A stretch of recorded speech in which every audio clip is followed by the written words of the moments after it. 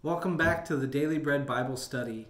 This is day number 14. We're focusing on Genesis chapters 44 through 46. And today we get to see the resilience that Jacob has in the midst of his brothers treating him poorly. So in this section, Joseph stops deceiving his brothers and proclaims his true identity as their brother. We then get a record of the Israelites who go to Egypt, to the land of Goshen. So last time we ended by witnessing a lunch meal between Joseph and his family. As they seek to leave for the residence in Canaan, Joseph again gives orders to put coins back into their bags and also plants his silver cup into Benjamin's sack of grain. They leave, yet only get a short distance away before Joseph orders their bags to be checked for the silver cup. The brothers say in Genesis 44 verse 9, "Should it," that is, your cup, "be found with any one of your servants, let him die. Moreover, the rest of us will become the Lord's slaves." So they themselves promise to become slaves. Unaware of Joseph's plot, the cup is found in Benjamin's sack. Benjamin's life is now entitled to Joseph, bringing the brothers to despair. Pulling back another narrative thread, Joseph uses silver, right? His silver cup to trap his brothers, just as the silver was used to trap him when he was sold into slavery to the Midianites by those slave traders.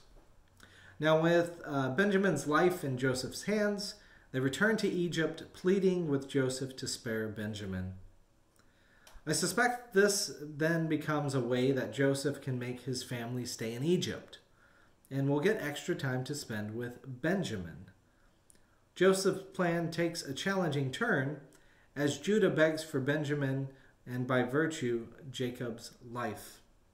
Judah pleads against seeing the suffering that would come upon his father, as in Genesis 44 verse 34.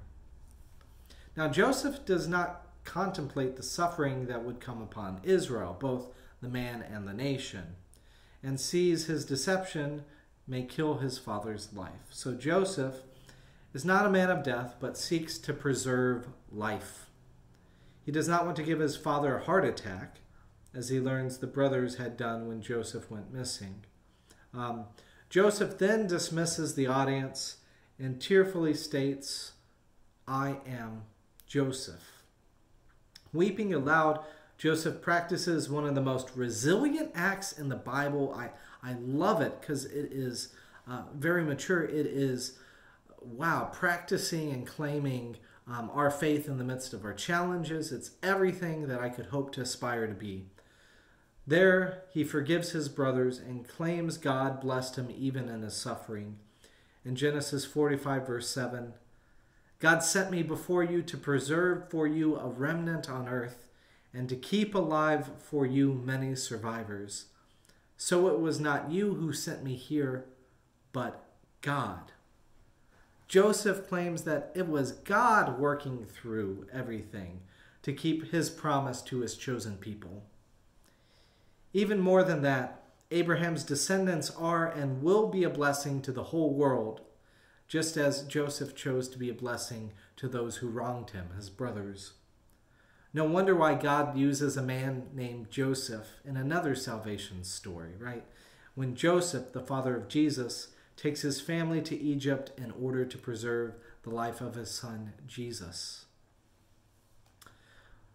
In fact, the brother Joseph wants to preserve life so much that he even commands the Israelites, saying, "Do not quarrel along the way," in Genesis 45, verse 24. And this should perk up your ears a little bit, because this word is more than about bickering or blaming, but this implies a physical type of fights, as with a stone or a fist, as it says in Exodus 21, verse 18. And this is notably the problem that the Israelites experience wandering around in the wilderness of sin after they have been escaped from Egypt in the Exodus, and they were wandering for 40 years with Moses. So just a reminder, in Exodus 17 verse 2, The people quarreled with Moses and said, "Give us water to drink." And Moses said to them, "Why do you quarrel with me? Why do you test the Lord?" So Joseph is inviting his brothers not to quarrel, not to fight, not to be rebellious, not to be all of the things that get attributed to the challenges there with the Israelites wandering in the wilderness. He invites them to be resilient and bigger as he has been in forgiving them. Now, jumping back to our life-supporting narrative, though, their brother Joseph instructs his family to retrieve his father, and a supportive Pharaoh offers resources of wagons and the best of the land of Egypt to the Israelites. The brothers persuade Jacob to come, and it is Pharaoh who provides blessing, the blessings of God to them, God working even through Pharaoh in this moment in time. Now moving on to chapter 46, bringing this section to a close, we have the record of the 70 Israelites who came to Egypt.